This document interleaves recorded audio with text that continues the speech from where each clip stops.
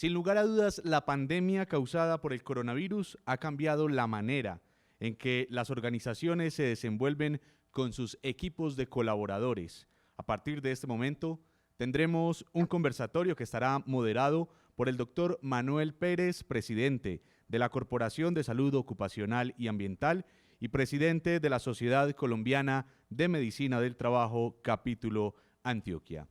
También están invitados a este conversatorio la doctora Julieta Henao Pérez, es médica, magíster en Ciencias Básicas Biomédicas con énfasis en Inmunología, Universidad de Antioquia, especialista auditoría en salud del CES, fundadora y vicepresidente de la Asociación Colombiana de Pseuco-Neuroinmunoendocrinología, miembro honorario de la Federación Latinoamericana de Psiconeuroinmunoendocrinología, miembro de la Asociación Colombiana de Alergia, Asma e Inmunología, miembro de la Asociación Colombiana de Inmunólogos, docente de la Diplomatura en Seguridad y Salud en el Trabajo de la Universidad del CES, docente de la Facultad de Medicina de la Universidad Cooperativa de Colombia en el campus Medellín. También nos acompaña el doctor Diego Fernando Hurtado Guzmán, médico de la Universidad Pontificia Bolivariana, especialista en Gerencia de la Salud y Seguridad en el Trabajo, magíster en Bioética, miembro fundador de la Asociación Colombiana de Psiconeuroinmunoendocrinología, coordinador del posgrado de Seguridad y Salud en el Trabajo y Ambiente de la Universidad CES, miembro del Comité de Ética de la Universidad CES y miembro del Comité Local de Salud y Seguridad en el Trabajo y Ambiente del municipio de Medellín. También está con nosotros el doctor Luis Guillermo Duque Ramírez, médico y cirujano de la Universidad de Antioquia, especialista en medicina alternativa y terapias no farmacológicas de la Fundación Universitaria Juan N. Corpas. Tiene una maestría en educación de la Pontificia Universidad Javeriana, PhD en neurociencias, experto en medicina del sueño de la Universidad Pablo de Olavide, investigador de los trastornos de sueño, Grupo FISIS, jefe, Departamento de Educación Médica, Facultad de Medicina, Universidad de Antioquia, profesor titular de la Facultad de Medicina de la misma universidad.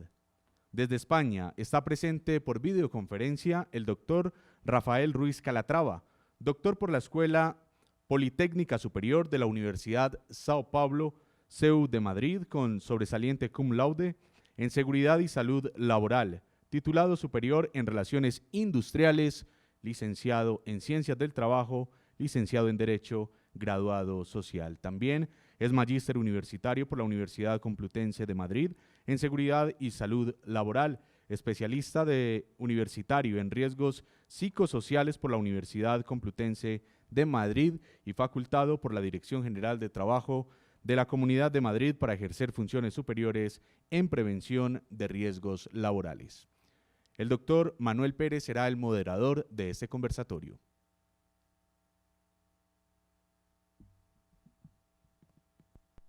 Bueno, para mí inicialmente es un honor contar con este panel de expertos en la materia. Realmente el objetivo que tenemos en la Semana de la Salud Ocupacional en esta versión número 26 precisamente es tener esto, un espacio de compartir diálogos entre expertos y de alguna manera poder brindarles soluciones a todos nuestros asistentes.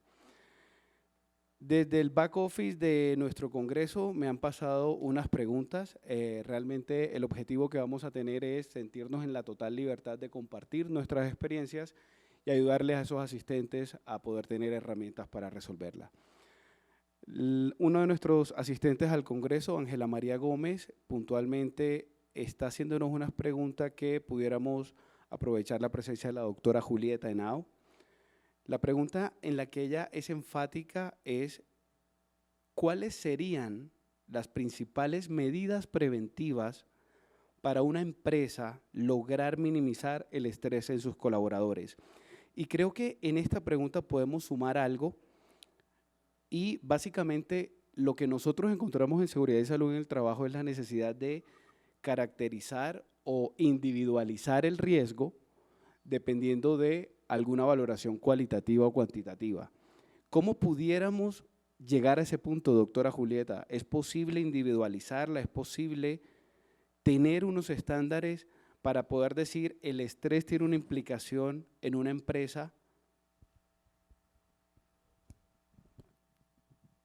Muchas gracias, Manuel, y a todos los asistentes. Con respecto a la pregunta, es importante tener en cuenta lo siguiente: no es posible tratar o manejar algo que se desconoce. ¿Qué quiero decir con esto? Requerimos hacer mediciones y conocer nuestras poblaciones. Cada organización es un ente individual y particular. En ella van a laborar personas que también son personas con unas características particulares e individuales.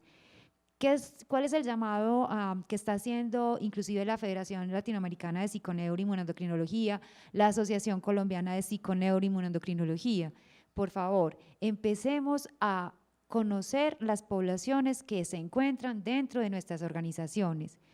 Podemos empezar desde lo más simple. ¿Qué estamos haciendo, por ejemplo, con los exámenes de ingreso laboral? ¿Qué información estamos capturando de ahí que nos sirva para caracterizar a aquellas personas que se encuentran en nuestras organizaciones? Eso es lo más simple. Cuando estuve pues, en la presentación previa, mostraba resultados de varios trabajos realizados en Alemania, en China, por ejemplo. Ellos se programan y escogen biomarcadores que van a estudiar en sus poblaciones. ¿A partir de qué? De lo que ya han ido conociendo de cada una de ellas. Entonces, la propuesta es: empecemos a caracterizar. Podemos empezar con lo mínimo que les digo. Y de esa manera va a poder tener herramientas suficientes para poder tomar decisiones en sus sistemas de vigilancia y luego poder generar modelos predictivos que le permitan detectar a tiempo problemas que se estén presentando en sus empleados, en sus trabajadores que estén asociados por problemas de estrés. Entonces, ese llamado es a que lo utilice y que logre generar modelos predictivos dentro de su empresa, porque para eso es que se está haciendo las mediciones cualitativas y cuantitativas, porque requerimos medidas robustas. Entonces, la batería de riesgo psicosocial y estrés del ministerio, súmele los biomarcadores que usted está haciendo en los ingresos laborales, por ejemplo, y luego los seguimientos que vaya haciendo, pero vaya caracterizando su población. Con eso va a ver que va a poder mejorar muchísimo su sistema de vigilancia epidemiológica y las decisiones que toma a partir de él con las personas, tratando de evitar y disminuir los ausentismos, los problemas o los absentismos, etcétera, que pueda tener allí en la empresa. Muchas gracias, doctora. Precisamente hablando sobre la Federación Latinoamericana de Psiconeuroinmunoendocrinología, ¿cómo es posible medir el estrés desde un punto de vista para que también nos entreguen información valiosa en esas evaluaciones ocupacionales? ¿Cómo pudiéramos llegar a tener una claridad en el punto en que a las empresas le logramos decir desde la evaluación ocupacional de ingreso esos perfiles o esas aptitudes o esas competencias blandas? Doctor Diego, vienen sus preguntas obviamente, para poder entender y trazar en esos profesiogramas este factor de riesgo o esta situación específica como el estrés. Las mediciones con las que contamos, tanto cualitativas como cuantitativas, nos permiten objetivar mediciones donde podemos decir si hay niveles altos, medios o bajos de estrés. Con eso podemos caracterizar las poblaciones. Entonces, fuera de tener en cuenta lo cualitativo de lo que hablaba usted, Manuel, le sumamos eso cuantitativo y vamos tratando de encontrar esas características particulares de esas poblaciones. Entonces, de ahí usted va a poder tomar algunas medidas. Una de las preguntas iba es si usted puede generalizar o estandarizar medidas para controlar o disminuir los niveles de estrés de la población. Eso solo lo podría hacer en el caso que le digo, conózcala para que usted pueda conocer cuáles son los elementos estresores, cuáles son los órganos blancos de estrés, cómo son las respuestas de esos individuos ante esas situaciones y cómo se encuentran comprometidos esos órganos blancos y obviamente vamos a tener enfermedades asociadas al estrés. Entonces, realmente mi llamado personal es a tratar de fomentar la investigación a tratar de fomentar la medición en nuestras organizaciones. De hecho, la Federación Latinoamericana de Psiconeuro y Inmunoendocrinología está haciendo ese llamado para que investiguemos en seguridad y salud en el trabajo, para que hagamos mediciones y podamos hacer estudios multicéntricos en América Latina, o sea, no solamente caracterizar nuestra población en Colombia, sino en América Latina, para que podamos así construir una mejor manera de entender y caracterizar el estrés en nuestras organizaciones. Doctor Manuel, si me permite, Por supuesto. como haciendo una hilación con lo que dice la doctora Julieta, Colombia ha sido un país que ha avanzado mucho en términos legales, en términos de la gestión del estrés y el riesgo psicosocial. O sea, muchos países quisieran tener la normatividad y como las bases jurídicas que tenemos nosotros. Nosotros tenemos a la 2646, 2404 y de ahí para atrás todas estas normas que nos dan mucha fortaleza estructural desde la jurídica. Y lo que plantea la doctora Julieta es muy importante porque venimos como gestionando el estrés y el riesgo psicosocial. Era necesario tener una medida fehaciente de determinar si mi población está estresada o no, y por eso en respuesta a ello salen las baterías de riesgo psicosocial como un elemento muy importante, que muchos países quisieran tener una medición. Así como tenemos una medición ergonómica, pues vamos y hacemos la valoración. Queremos saber qué tanto está vibrando esa mesa, pues vamos y hacemos la medición. En términos de estrés y riesgo psicosocial, asimismo era así de importante. Y sin embargo, Colombia tiene una batería que quiere aproximar a esa medición. Pero llega la doctora Julieta y dice, no, venga, pero es que también debemos tener en cuenta otros elementos como estos biomarcadores que nos permiten coadyuvar, aproximarnos de una mejor manera realmente a nuestra población laboral, qué tanto se está estresando y qué tanto no. Entonces yo creo que lo que comenta la doctora Julieta es de esa importancia para que pensemos que en las organizaciones debemos utilizar otro tipo de elementos como estos biomarcadores, por ejemplo, para aproximarnos realmente a conocer los niveles de estrés de nuestra población. Perfecto. Creo que vamos a conectar inmediatamente, doctor Diego, con uno de los tópicos más frecuentes en seguridad y salud en el trabajo. Los que trabajamos y estamos de cara a las empresas, entenderemos al ausentismo laboral como esa causa lamentable no programada de una afectación de la salud que puede ser temporal o permanente. Si bien cuando hablamos de ausentismo estamos enfocados 100% en el Código Internacional de la Enfermedad, es decir, la enfermedad como tal es la causal de la incapacidad. Ahora con todo esto que estamos tratando, ¿es posible que nosotros empecemos a hacernos una idea que los nuevos sistemas de vigilancia epidemiológica tendrán que conectar el estrés, el miedo, las situaciones psicosociales alrededor de la enfermedad para ponderarlas y tenerlas en cuenta? Por supuesto, doctor Manuel, y eso es precisamente el llamado. El llamado es el siguiente.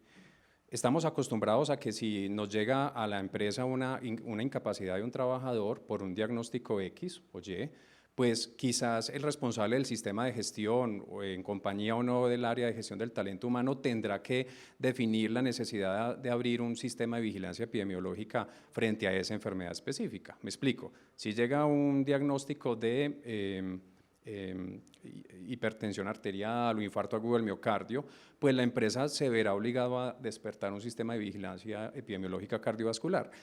Sin embargo, la plenaria quiere recuperar esa integración de todos los modelos y entonces allí es donde se plantea, venga, la definición de la Asociación Colombiana de Psiconeuro y Inmunoendocrinología plantea una definición muy interesante que yo la planteé en mi presentación y es la definición de estrés es la respuesta de una exposición a un factor de riesgo de donde venga y que va a generar un proceso psiconeuroinmunoendocrino social en nuestro organismo y va a generar por último un proceso de enfermedad. Si nosotros somos fieles a esa definición, doctor Manuel y todos los compañeros presentes, podríamos entender que casi cualquier diagnóstico que llega en forma de ausentismo a nuestras empresas, me es obligatorio, me es imperativo pensar de que ese diagnóstico sea de origen psicosocial. O sea que no solamente pensar de que si el diagnóstico que llegó fue una depresión mayor, un trastorno afectivo bipolar, entonces yo ahí voy a pensar que es psicosocial, no.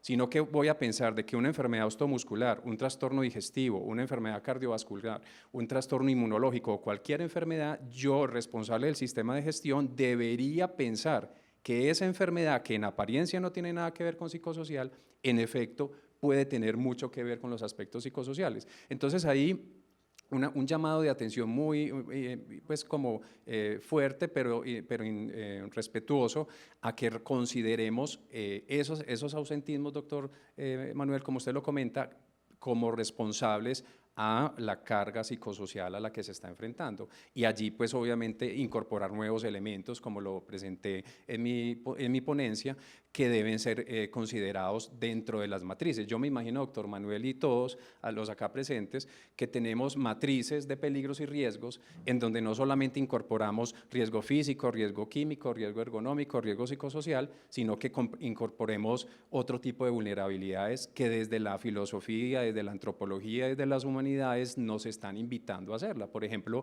cómo gestionar el miedo, cómo gestionar la vulnerabilidad, cómo gestionar el carácter, cómo gestionar el ser capaz o no de decir la verdad al jefe, por ejemplo. Esos son elementos que se deben considerar también.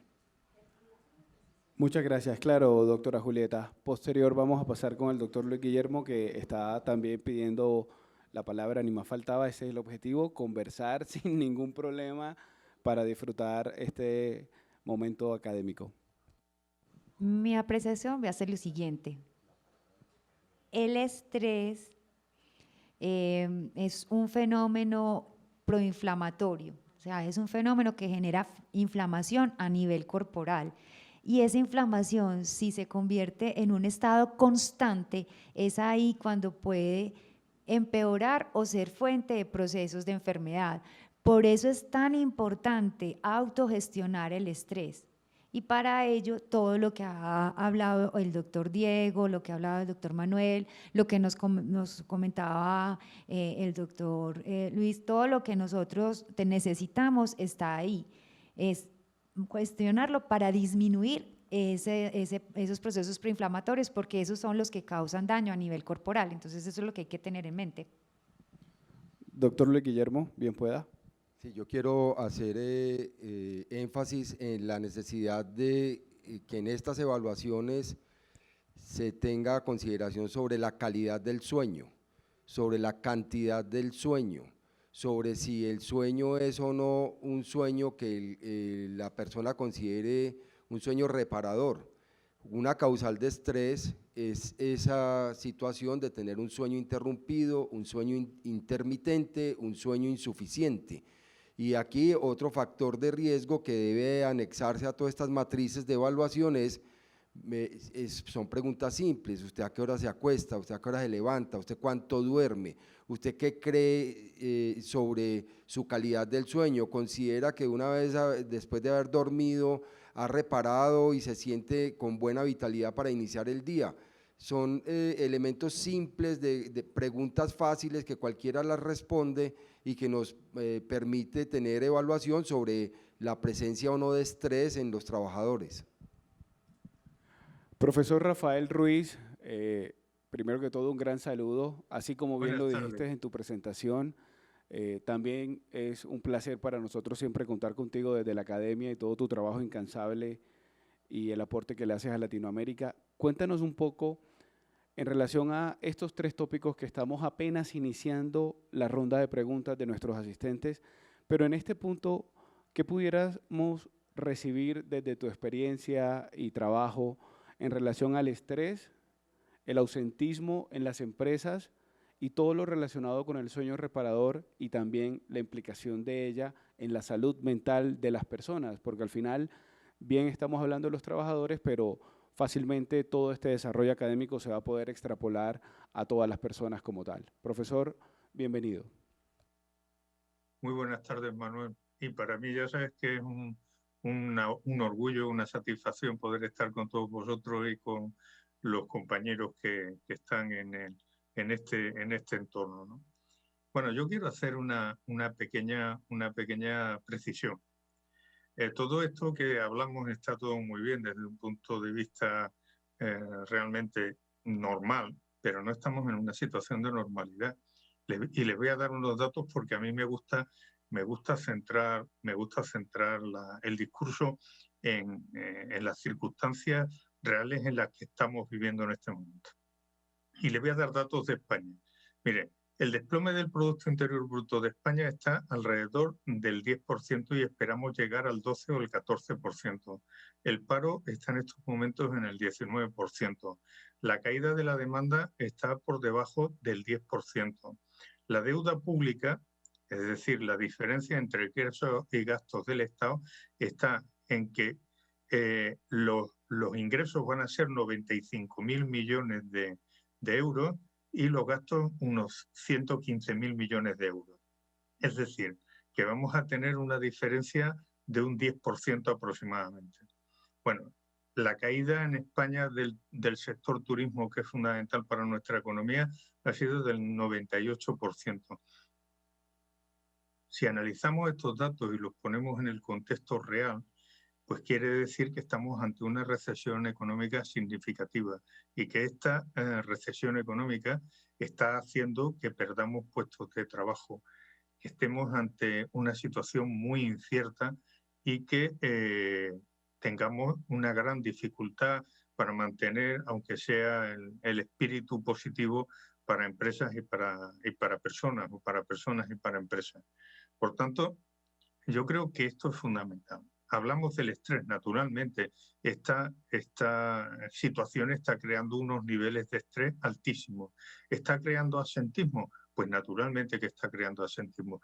Yo creo que el principal deber de un empresario es valorar el asentismo que tiene en la empresa, porque es una fuga de dinero incontrolada. Yo creo que muchas veces los empresarios no atienden a determinadas historias porque no conocen la trascendencia de los costes ocultos que tiene como consecuencia del asentismo y por tanto también tenemos pérdida de sueño porque esta situación hace que la mitad de nosotros duerma mal porque cuando tienes entornos inciertos, cuando no sabes qué es lo que va a ocurrir el día de mañana con situaciones que afectan a tu supervivencia, a tu trabajo y a la estabilidad de tu empresa, es lógico y normal que estemos en una situación de precariedad, yo creo que de precariedad mental.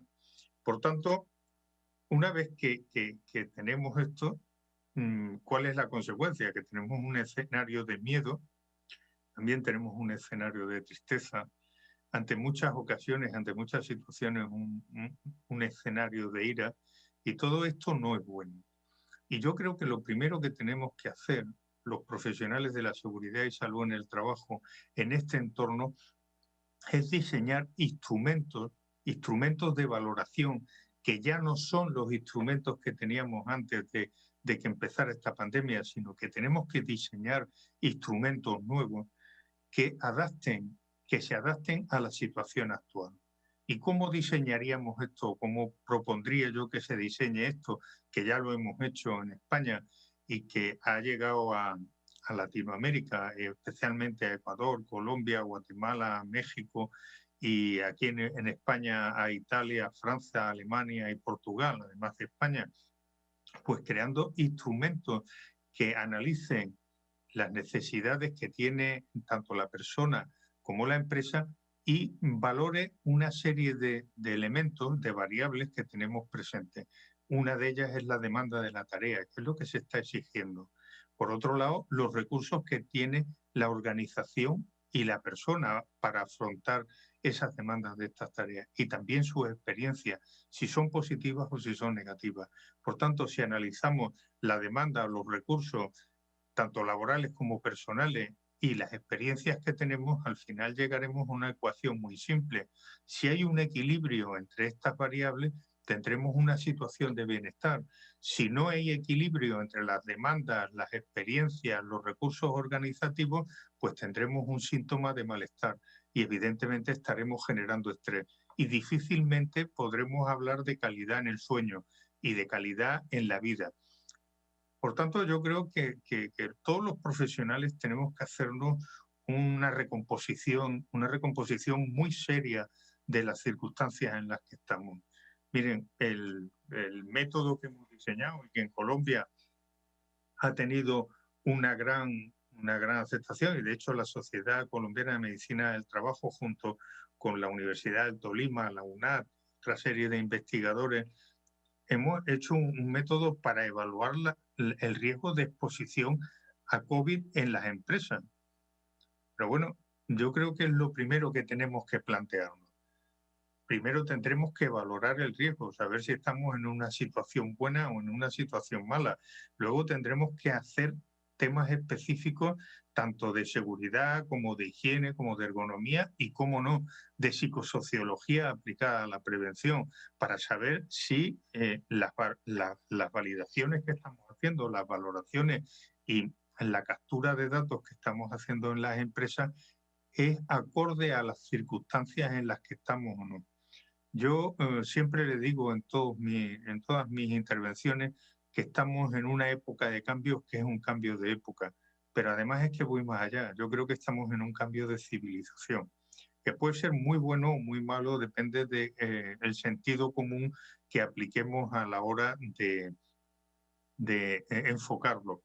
Y por tanto, yo creo que con todos estos conocimientos que tenemos que evitar que se generen niveles altos de estrés, de ansiedad, de miedo, de ira, porque eso no afecta para nada o afecta negativamente al trabajador. Es decir, yo creo que en las empresas tenemos que dar en las empresas y en la sociedad tenemos que dar un cambio muy importante para hacer que la persona, que el ser humano, sea el foco sobre el que se centre la atención de todo lo que estamos haciendo.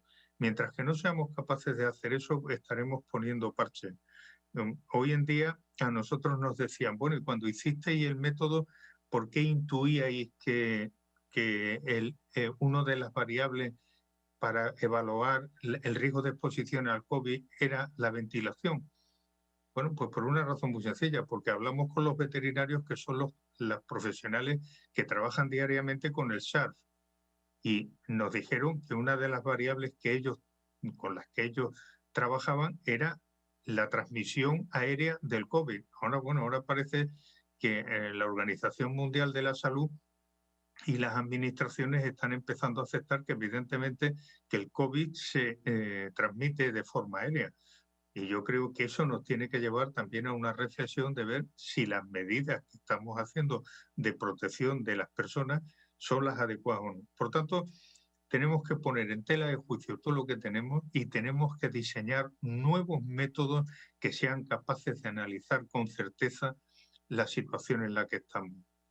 Aquí ya no sirve tener muchos datos y muchas historias, sino cómo enfrentamos todo este problema para dar satisfacción al bienestar laboral de los trabajadores y al bienestar laboral social en nuestras naciones. Muchísimas gracias, profesor Rafael.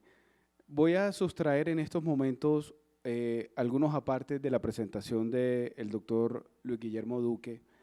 Y en ese momento nos estaban contando un pequeño slide que decía, dormir resuelve todo. Creo que, si mal no lo entiendo, doctor, lo que se pretende con el sueño es llegar a tal nivel de importancia del análisis de esta condición y necesidad fisiológica humana hasta llegar al punto de convertirla en una política pública para que inclusive dentro de las residencias, zonas urbanas y rurales, hayan parámetros específicos para ello. Entonces, así las cosas, el sueño está como un trending topic. ¿Cómo puedo detectar un sueño insuficiente y cuáles serían las mejores herramientas para poder intervenir y tener un sueño reparador? Excelente, doctor Manuel. Para el público, para todos, pues definitivamente, como decía el slide, dormir resuelve todo, significa que un buen día, un día productivo, es el resultado de una buena noche, una noche en la que usted garantiza el descanso, en la que usted es capaz de tener un sueño reparador, un sueño suficiente y un sueño que permita pues esa función durante el día. ¿Cuáles son las condiciones esenciales para uno lograr un buen sueño? Pues básicamente están en las recomendaciones generales que conocemos, pero que no se aplican así sea muy simple, que son las normas de higiene del sueño. ¿Qué significa normas de higiene del sueño? Tener unos horarios regulares para acostarse y levantarse, tener un respeto por la habitación. Como decía uno de mis profesores más queridos, la habitación solo para dormir o para el amor, las demás actividades se deben hacer por fuera. Hacer ejercicio con regularidad, pero este ejercicio debe hacerse siquiera 2 o 3 horas antes de irse a dormir. Uno no debe acostarse ni con hambre ni muy lleno. Cuando usted come mucho, cuando usted cena mucho, termina pues teniendo, como decían las abuelas, pesadillas, y eso le va a interrumpir su sueño. Igual, si usted no tiene respeto por su cuarto, por la habitación, necesitamos tener una habitación cómoda, oscura y silenciosa. ¿Qué significa tener una habitación oscura y silenciosa? Que los equipos electrónicos deben salir de la habitación. Los celulares, las tabletas, el televisor y otros distractores que consideramos que me arrullan, son contradicciones, son contradictorios con un sueño reparador y con un sueño suficiente. Por supuesto, claro que sí, doctor. Me permito como darle continuidad, doctor, a su comentario y viendo la imagen de Séneca, de la frase. Cuando yo empecé a estudiar algo de humanidades y de la filosofía estoica, por ejemplo, con Séneca, Epicteto y Marco Aurelio, ellos tres son muy consecuentes en indicar algo. De los elementos más importantes para vivir bien es respetar los principios de la naturaleza. Si yo entiendo, porque tengo acceso a la educación, porque somos pocos realmente en el mundo los que tenemos acceso a una buena educación como la que estamos acá, y yo sé que uno de los principios naturales es que yo debo respetar mis tiempos de sueño, pues yo como responsable de un sistema de gestión o de un proceso o que tomo decisiones en la empresa, pues yo tendré que ser consecuente de eso. O sea, yo tengo que convertirme en un defensor para que mi trabajador se le respete ese principio natural. Entonces sale el médico, lo digo pues por mi experiencia, sale el médico en el posturno a las 7 de la mañana, después de haber entrado la noche anterior a las 7 de la noche, y resulta que deberíamos pues garantizar que ese trabajador vaya a su casa, tenga un buen espacio oscuro, que el núcleo supraquiasmático lo engañemos y le digamos estamos en total oscuridad para que el cerebro piense realmente que estamos de noche, se puedan sintetizar esas hormonas que solo se sintetizan en la noche. Y no, lo que hacemos es que no estamos protegiendo a nuestros trabajadores en los posturnos y los trabajadores nos vamos a hacer otros turnos o a hacer las vueltas de la casa y en eso queda el posturno. Entonces, doctor, dando pues como hilación a su tema, es muy importante tener en consideración ese respeto por esos principios. Por supuesto, doctora Julieta, bien pueda. Teniendo en cuenta lo que comentaba el doctor Rafael, el doctor Luis, el doctor Diego, en este momento de pandemia precisamente los trastornos de sueño creo que van a ser significativos y hablando en términos de significativos van a tener implicaciones en la salud con respecto a enfermedades cardiovasculares, a problemas de tracto gastrointestinal e incluso problemas de salud mental, y creo que es algo que las empresas pues deberían de empezar a considerar, que deben tener en cuenta sobre todo por la época de la pandemia. Por supuesto, aquí nos vamos a conectar y va a ser la misma metodología para todos los asistentes. Lo que va a acontecer en la jornada de la tarde va a ser el mismo formato, vamos a tener las 4 ponencias y vamos a conectar otros temas que van a intuir la preocupación de la doctora Julieta, y es que qué está pasando con ese trabajo remoto o cuál es la diferencia entre trabajo remoto y teletrabajo. Bueno, vendremos en la tarde a hablar un poco más a fondo de ello. Volviendo al tema de sueño, doctor Luis Guillermo, tengo una pregunta de los asistentes y es vital darle la total continuidad a ellos. Doctor Luis Guillermo, ¿qué pasa cuando uno se despierta en la madrugada? ¿Cómo podríamos volver a conciliar el sueño? Realmente ese es un motivo de consulta frecuente. En mi consulta habitual tenemos personas que son capaces de conciliar el sueño y más o menos a las 2 o 3 horas después de haberse dormido tienen despertares. Ese despertar es una manifestación de estrés, es una manifestación de ansiedad o es una manifestación de depresión, es una manifestación de sobrecarga. Cuando uno hace la evaluación de las personas que tienen ese relato, es que yo duermo 2 o 3 horas y a las 3 horas despierto como si ya hubiera dormido lo que necesito o con la sensación de que debo dormir más pero no soy capaz, empieza un círculo vicioso relacionado con el sueño insuficiente o con el sueño interrumpido, y esto se llama insomnio de mantenimiento, relacionado básicamente con el estrés.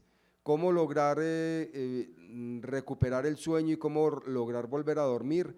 Digamos que la principal recomendación, que también es una norma de higiene del sueño, es que si usted se acuesta con intenciones de dormirse y no lo logra en la primera media hora, debería levantarse, salir de la habitación, salir de su cama, irse a otro sitio a hacer a ocuparse en algún asunto monótono, sin mucha iluminación. Pasa lo mismo si yo en la madrugada tengo un despertar, no debería quedarme en la habitación, no debería quedarme en la cama si ya llevo más de media hora sin poder dormirme, entonces yo tendré la necesidad de salir y empezar a buscar una lectura, pintar mandalas, hacer crucigramas, hacer sudoku, es decir, alguna ocupación que vuelva a tener cierta rutina que lo induzca a tener nuevamente sueño. Una advertencia: nada de equipos electrónicos, nada de televisión, nada de celulares, ni pantallas azules que van a inhibir la producción o la reproducción de melatonina esencial para mantener ese sueño. Muchas gracias, doctor Luis Guillermo. Usted nos contaba en su ponencia que definitivamente tenemos una generación que llegará en su momento, por lo menos en la presentación que tú nos has traído, de una generación 24/7. Voy a conectar, y eso es lo bonito de este universo de HSQ o Seguridad y Salud en el Trabajo, que al final ya basta de vernos como islas y por el contrario compartir información entre las múltiples disciplinas, porque al final todo va a converger en lo mismo, la salud de las personas.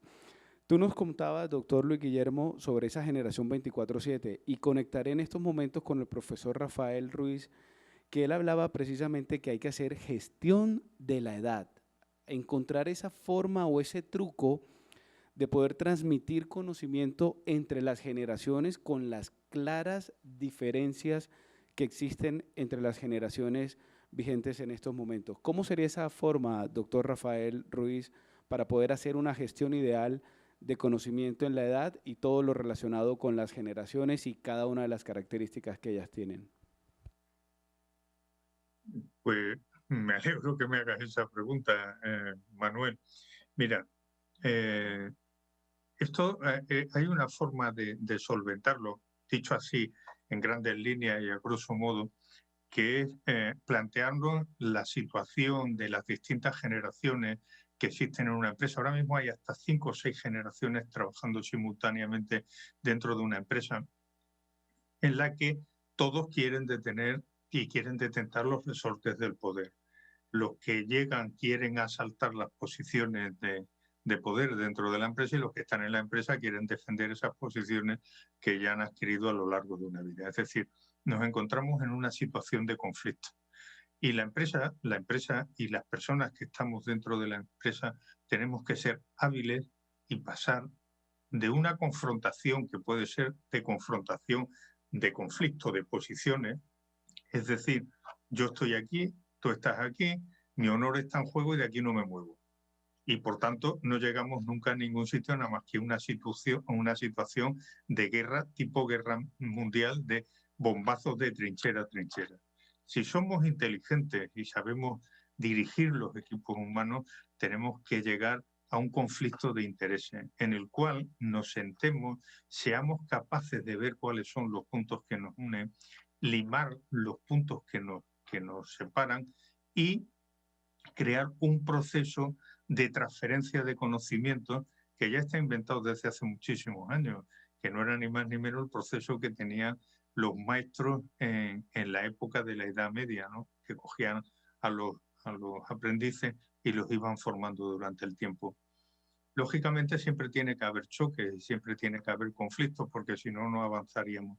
Pero si somos capaces de romper esa tendencia a quedarnos cada cual en nuestro sitio y ver cuáles son nuestros intereses comunes y avanzar en el espacio, pues yo creo que esa es la gran solución que tiene nuestra actual situación, en la cual pues, yo que soy ya de los salientes, que es decir, estoy en los seniors, pues me tengo que batir día a día con gente que acaba de entrar en la empresa y que ya quiere ser yo, cosa que es lógico y además yo le alabo el gusto, pero yo quiero seguir siendo yo. Entonces, tenemos que ver cuáles son nuestros intereses y qué puedo aprender yo del otro y el otro qué puede aprender de mí. Evidentemente, yo tengo una capacidad de análisis y de solucionar problemas que me da la experiencia que ellos no tienen. Pero ellos tienen una serie de resortes que yo no tengo. Ellos son nativos de la informática, de las nuevas tecnologías. Funcionan con ellas como el pez en el agua. Y yo reconozco que a mí me cuesta muchísimo trabajo moverme en esos entornos. Por tanto, ¿qué es lo que tenemos que hacer? Pues lo que tenemos que hacer es ver cuáles son los puntos en común que tenemos, cuáles son los objetivos hacia los que tenemos que avanzar y aportar cada cual humildemente, eso sí, humildemente, nuestro aporte y ser capaces de encaminarnos hacia el futuro. Oyendo a los profesores, que estoy realmente muy de acuerdo con ellos, decía Jung que cada noche morimos, cada mañana nacemos de nuevo y cada día es una nueva vida. Pues esto mismo tenemos que hacer, morir cada noche, renacer cada mañana y hacer de cada día una vida y una experiencia única. Y esa experiencia única se salva y se consigue haciendo que nuestros intereses coincidan con las personas que son nuestros competidores. Muchas gracias, doctor Rafael. Aquí tengo dos solicitudes de participación. Doctor Diego, tiene la palabra. Sí, doctor Manuel, siguiendo la línea del doctor Rafael, que nos acompaña desde el otro continente, él mencionaba sobre la Edad Media. La Edad Media fue muy criticada, pero también tiene unos elementos muy interesantes en términos laborales. No porque la Edad Media ofreciera unas muy buenas condiciones de trabajo, sino porque representó como el tema del taller. O sea, se fomentó, se especializó mucho el concepto de taller en esos castillos feudales donde la gente vivía y trabajaba con un oficio para recibir protección, lo que Zygmunt Bauman habla de la verdadera ética del trabajo, que fue ahora reemplazada por la estética del consumo, según pues lo indica Richard Sennett y Zygmunt Bauman. Pero sin embargo, quiero apelar a ese concepto de la Edad Media. Hay un libro de Richard Sennett que se llama Juntos. Yo creo que eso es un libro, por ejemplo, doctor Manuel, que deberíamos leer los que gestionamos de alguna manera el estrés, la salud mental y el riesgo psicosocial en las empresas. ¿Por qué? Porque Juntos es todo un tratado al recordarnos que somos seres sociables y colaborativos y cómo deberíamos trabajar mancomunadamente, apelando a la humanidad, apelando a la formación del hombre en su verdadero forja del carácter, para poder como tratar de lo que el mismo doctor Rafael indica, como hacer un pare y repensar, replantearnos lo que está pasando. Yo creo que COVID nos ha dado una excelente oportunidad de entender que debemos replantear lo que estamos haciendo. Para terminar y no hacer muy larga mi intervención, por ejemplo, el doctor también Rafael mencionaba sobre teletrabajo. Cuando yo voy a la literatura no científica y voy a la filosofía, pues encuentro un libro interesantísimo que se llama Antropología Filosófica de Arnold Geller, y él allí indica, por ejemplo, cómo cuando estamos en casa es el sitio donde más autonomía tiene el ser humano. Y en la medida de que tú te alejas de la casa, vas perdiendo esa autonomía. Y para acabar de ajustar, terminas yendo a tu empresa, en donde te impone unas normas, pues te mella más la autonomía. Entonces, quizás teletrabajo allí, yo quisiera trabajos de investigación futuros, de teletrabajo, la calidad en las decisiones del teletrabajador, en su casa con autonomía versus las decisiones tomadas por los trabajadores en las empresas, alejados de su casa sin tanta autonomía. Y allí, por ejemplo, se toman decisiones y qué tan dañadas o qué tan, quiero usar una palabra que no es muy adecuada, pero qué tan corruptas se pueden volver las decisiones organizacionales en cuanto a que permiten la ruptura de los principios de la naturaleza, de las condiciones humanas y de la forja del carácter. Entonces, hay que introducir, doctor Manuel y apreciados colegas, nuevos elementos para poder entender esta ecuación que le faltan algunas X y algunas Y por ahí.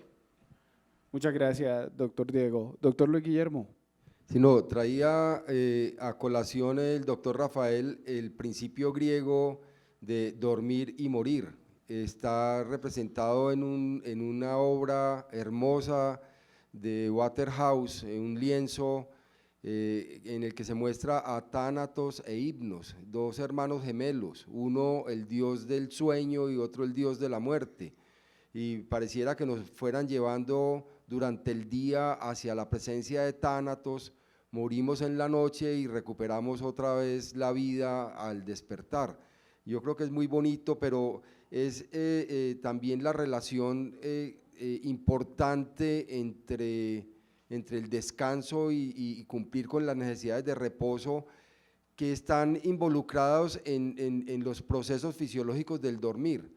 Hay un asunto por aclarar. Recuerden, en la ponencia yo les decía, mire, uno no duerme parejo, uno no es que pase de despierto a dormido y de dormido a despierto, sino que en el lapso de la noche va teniendo unas oscilaciones, y esas oscilaciones tienen un sentido y tienen una función esencial desde el punto de vista funcional.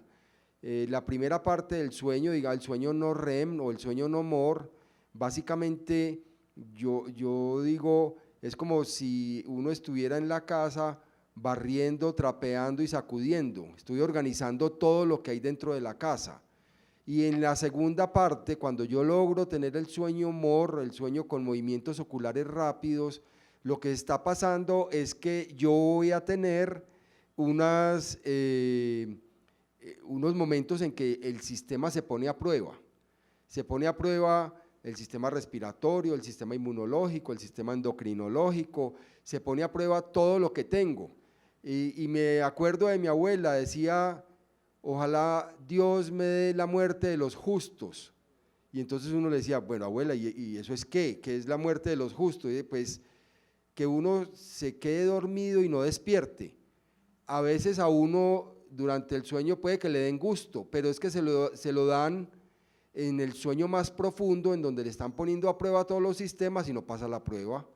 Si le ponen una hipertensión o le ponen una hipotensión o le ponen una arritmia, pues no pasó y entonces le dieron gusto. Ese es el asunto del dormir muy bien y que se cumplan todas las fases. No es dormir muchas horas, no es dormir de cualquier manera, es que uno logre tener todo el ritmo de sueño y todas las oscilaciones que se requieren. Doctor Luis Guillermo, precisamente aquí tengo otra pregunta de nuestros asistentes y en buena hora llega con su tópico. ¿Qué pertinencia y efectividad tienen las nuevas tendencias tecnológicas como el uso de relojes inteligentes, aplicaciones para el sueño, mediciones de la calidad y de los tiempos de sueño? Hoy ese boom mediático de las apps y de las startups, ¿en qué realmente nos vamos a aplicar? Y no me haga esa cara, doctor. No nos haga esa cara.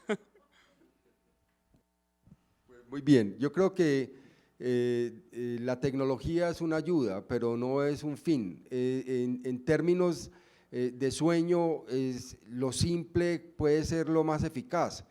¿En qué nos ayudan a nosotros las apps? Las apps nos pueden ir midiendo condiciones particulares que en un momento dado tendremos en cuenta para ir mejorando la calidad de sueño y la calidad de vida de las personas. Pero también se llega al otro extremo, cuando a uno empiezan a decirle, es que para dormir hay que poner música de Mozart, desde la niñez, entonces música de Mozart para que el niño duerma muy bien. Y resulta que nosotros mismos no aguantamos ningún ruido para dormir y preferimos el silencio. Entonces se entra pues en las contradicciones de, digamos, magnificar las utilidades de lo que estamos haciendo y minimizar las cosas simples como que pues eso tan corriente, eso que se hace tanto, pues eso como para qué va a servir, y realmente en la simpleza de tener una habitación cómoda, oscura y silenciosa está la calidad del sueño que uno requiere. Las apps tienen aplicaciones y tienen la posibilidad desde el punto de vista instrumental uno pudiera tener parámetros para tener en consideración a la hora de evaluar qué tan bien o qué tan mal está durmiendo y qué tan bien o qué tan mal está cumpliendo con unos parámetros saludables. Doctora Julieta, estabas que aperturabas ese micrófono, es tu momento. Pues yo, escuchando todo lo que hemos discutido con nuestros compañeros de mesa, concluyo que hay que hacer una labor inmensa de educación tanto en las organizaciones como educación social, y es ir nuevamente a lo simple, a la conciencia de lo que significa estar vivo, a lo que implica estar juntos y compartir, a lo que implica cuidarnos. Entonces llamar a ese cuidado de sí, al autocuidado, al trabajar colaborativamente para lograrlo. Es un llamado que no solamente considero cobija a las organizaciones, ni al personal del área de la salud, ni al personal de seguridad y salud en el trabajo, cobija a todos los ámbitos sociales, a las universidades, a los colegios. Necesitamos formar a los jóvenes y a los niños para que se preparen en cómo respetar sus ritmos biológicos, conocerse para no lastimarse, conocerse para poder participar de una manera más tranquila en las organizaciones o en donde ellos se vayan a desenvolver.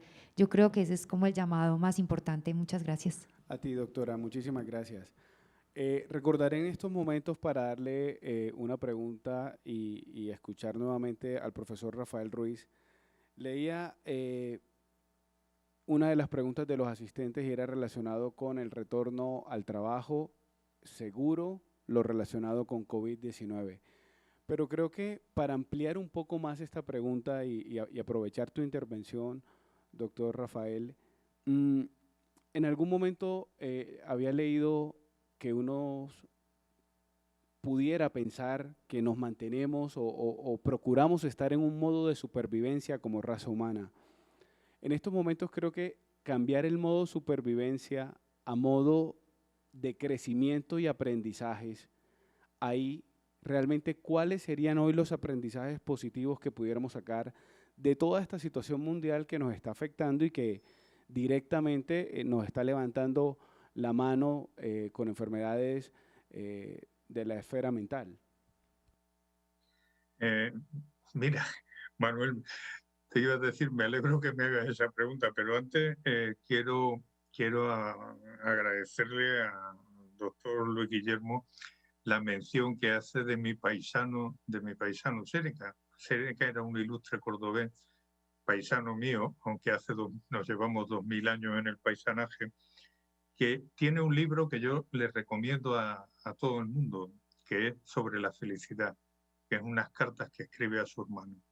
Yo creo que en este libro tenemos el compendio de casi todo lo que necesitamos para dar salida a la actual circunstancia en la que estamos.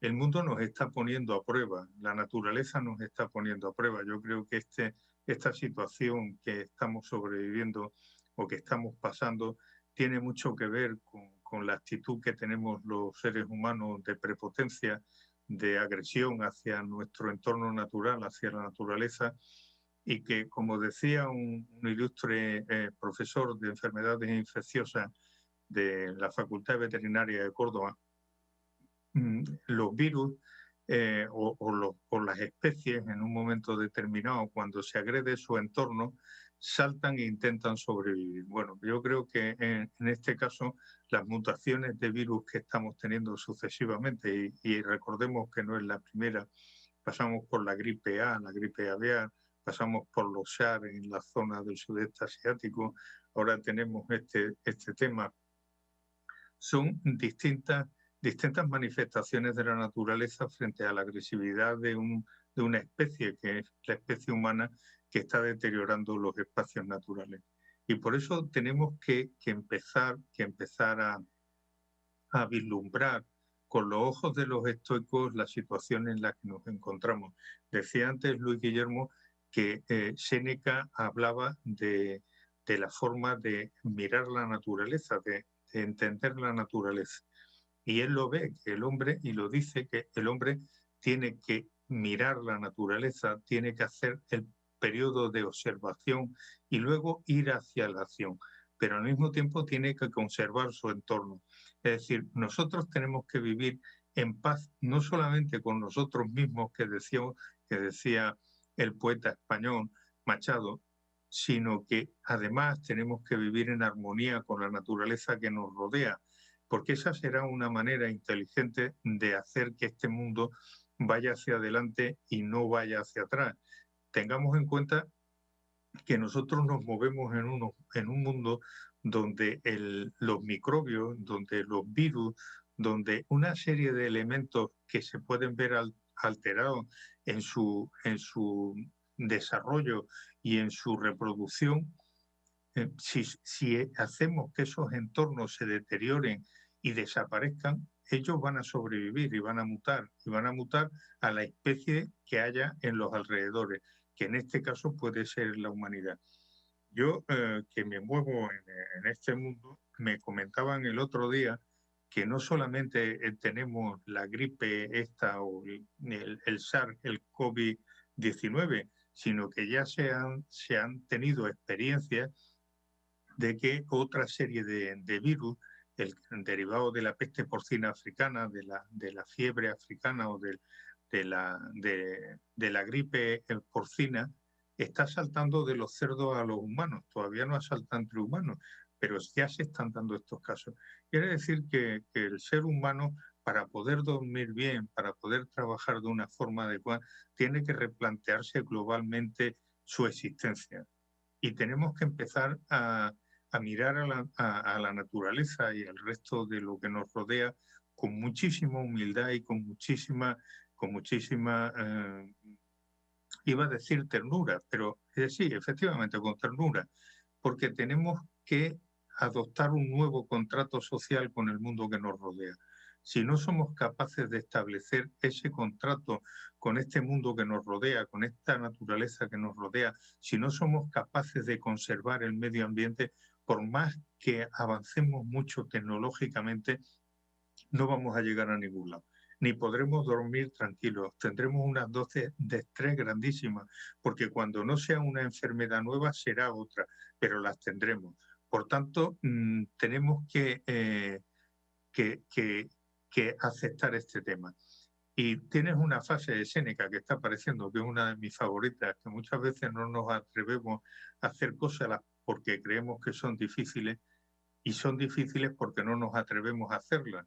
Eso está la célebre frase del centurión en la guerra de las Galias a César, cuando le dijo: César, hemos ganado, y le dijo César pues, que era prácticamente imposible que hubiesen ganado, y dijo: pues hemos ganado porque no sabíamos que era imposible.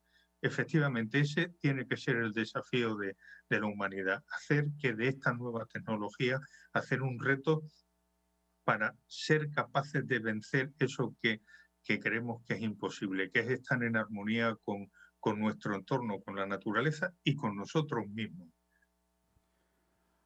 Muchísimas gracias, doctor Rafael.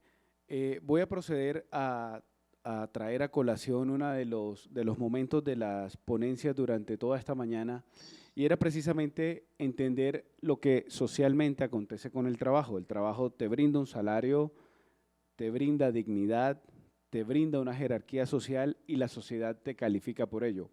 Pero creo que una de las grandes conclusiones que estamos teniendo hoy es que el trabajo se está mirando desde múltiples ópticas, y creo que es el momento de pasar a esta pregunta.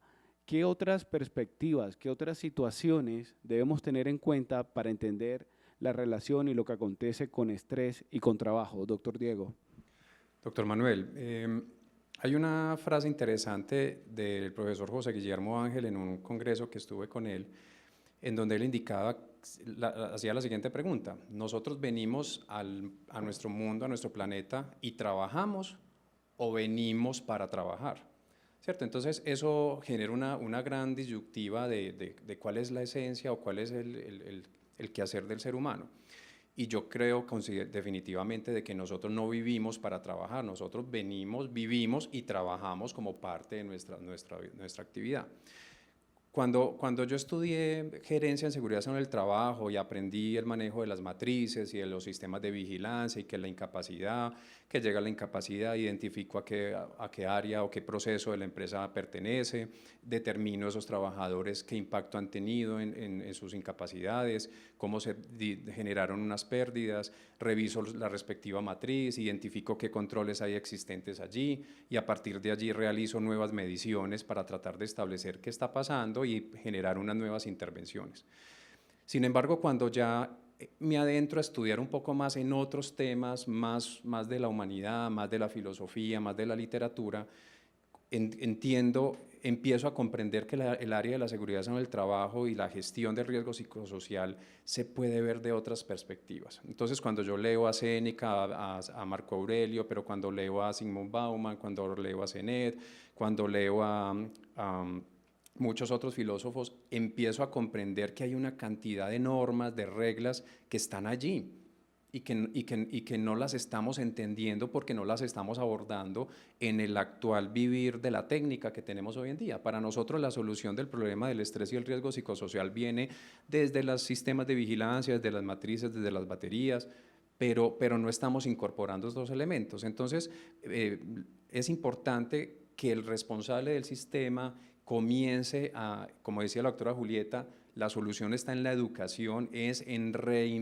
hacer una reingeniería, ya que nos gustan los términos técnicos, hagamos una reingeniería de lo que está pasando, como decía el doctor Rafael allá en España, y repensémonos distinto. O sea, empecemos a comprender, sigamos, no nos alejemos de la técnica, continuemos. Sin embargo, empecemos a incorporar esas matrices con otros elementos, la vulnerabilidad, el miedo, la autonomía, el lenguaje, el cuidado de sí. Imagínate, doctor Manuel, por ejemplo, hoy en día con COVID estamos plagados de información que indica que tenemos que hacer acciones de autocuidado. Pero cuando vamos a la filosofía y vamos y visitamos a Michel Foucault, por ejemplo, él hace un análisis de lo que es el cuidado de sí. Y finalmente, a las conclusiones que vamos llegando es que es imposible cuidar de sí si no hacemos ejercicios de libertad. O sea, es imposible. ¿Y qué es hacer ejercicios de libertad? Ganarle a las emociones, hacer un equilibrio excelente entre la razón y las emociones.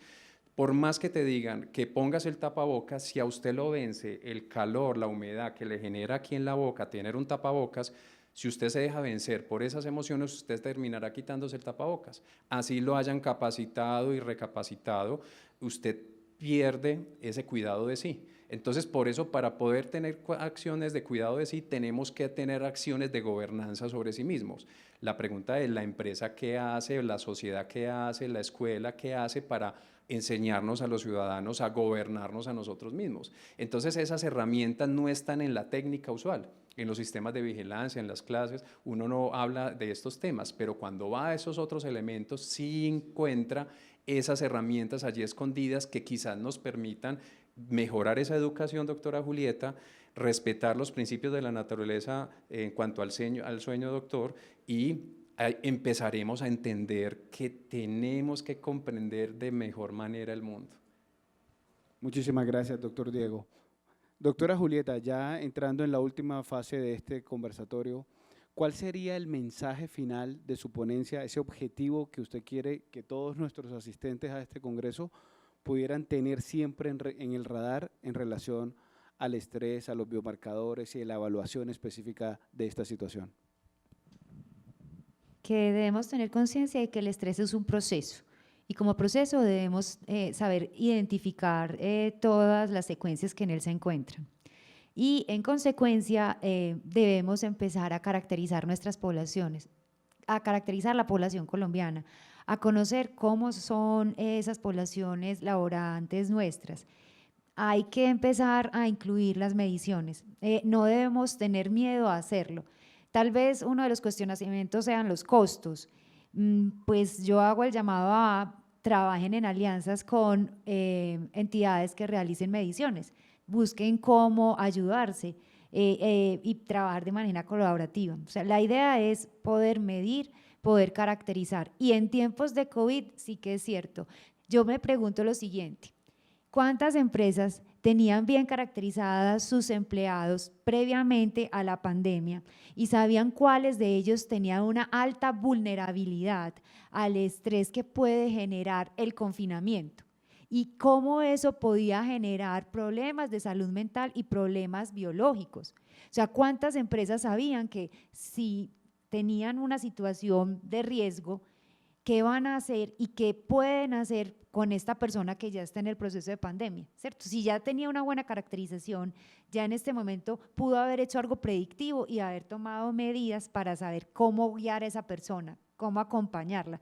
Yo creo que de pronto ese supuesto que hago puede ser un supuesto, pues, entre comillas, casi que utópico, pero ese es el llamado, porque solo así podríamos empezar a ayudar a gestionar esos momentos y esas circunstancias que la pandemia puede estar generando en nuestra población.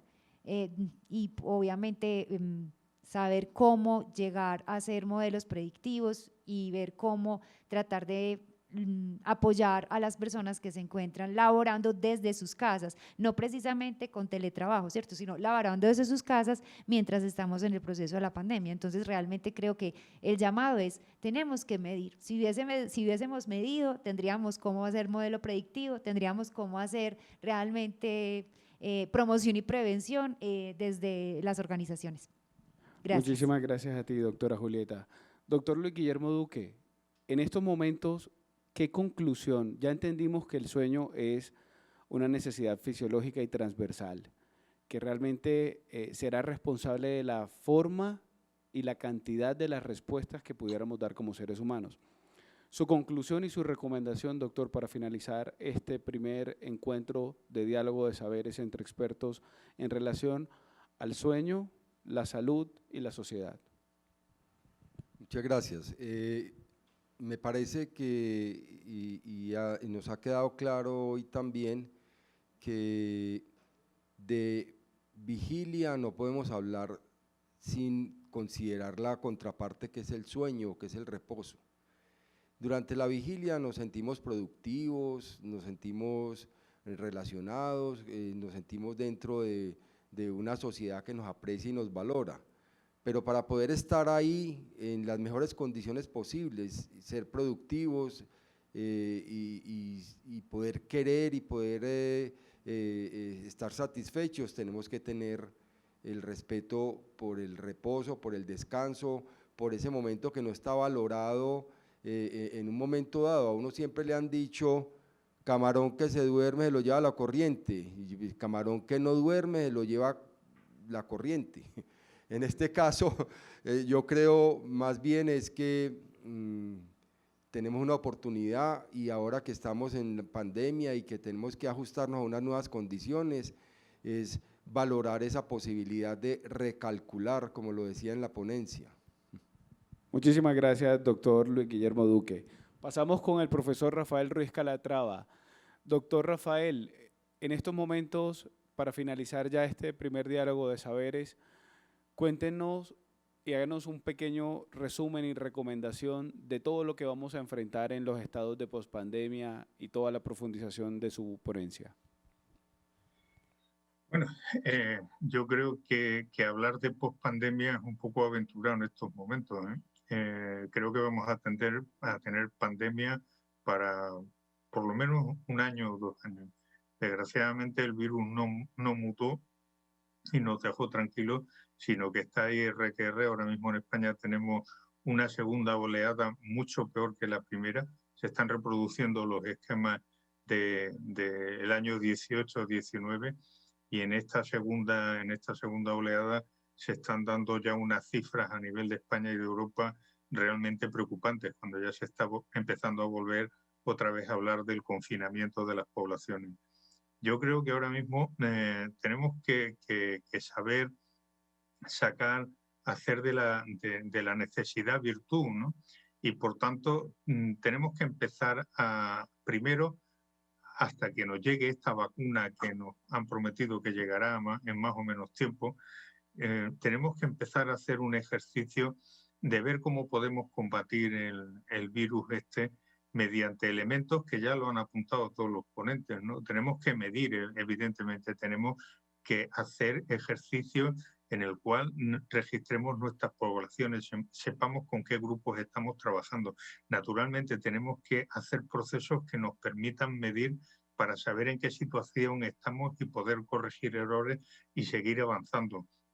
Y por otro lado, tenemos que hacer también un ejercicio de aplicación de las nuevas tecnologías que limiten en lo posible el contacto social. Esto que los latinos somos tan aficionados a tener esa expresividad y esa calidez humana que tenemos los latinos y los descendientes de los mediterráneos, ¿no? Entonces tenemos que utilizar técnicas como el teletrabajo, tenemos que potenciar estas nuevas tecnologías que estamos utilizando y sobre todo tenemos que hacer una gran didáctica.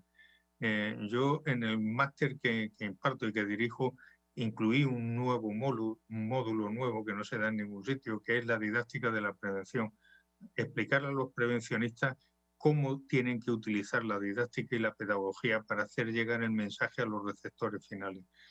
Pues en este caso las autoridades, las empresas, los líderes, tenemos que hacer un gran ejercicio pedagógico. Un gran ejercicio pedagógico porque si no, no vamos a ser capaces de transmitir los mensajes que tenemos que transmitir.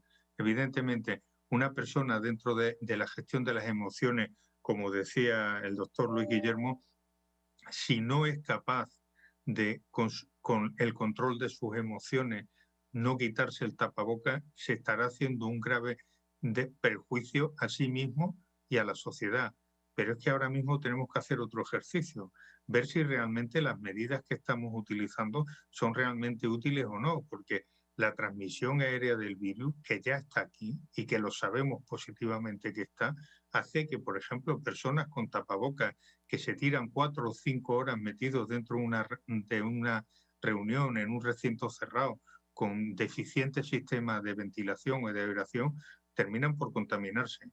Con lo cual tenemos que romper todos los paradigmas. Yo creo que en estos momentos tenemos que abrir los ojos, pararnos, replantearnos en la situación donde estamos y con las evidencias científicas que tenemos abordar nuevos retos y nuevos caminos. Y voy a terminar con una frase de mi querido y admirado Séneca, que para mí ha sido un hallazgo ver el conocimiento que tiene el doctor Luis Guillermo del gran trío, ¿no? de epítetos del emperador Marco Aurelio, del emperador Sabio y de mi paisano Séneca. Séneca decía que la felicidad no mira dónde nace, sino a dónde puede llegar. Pues eso tenemos que hacer nosotros, ver dónde estamos y ver hasta dónde podemos llegar siendo lo más felices posible. Bueno, con esta última participación por parte del doctor Rafael Ruiz Calatrava, vamos a dar por finalizado este primer diálogo de saberes en relación a nuestra plenaria de salud mental. Me resta entonces darle los agradecimientos a ustedes como asistentes por acompañarnos y ni más faltaba al excelente panel que he tenido en esta primera parte de la mañana y obviamente invitarlos a la sesión de la tarde con la misma metodología. Muchísimas gracias a todos. Muchísimas gracias, ha sido un placer.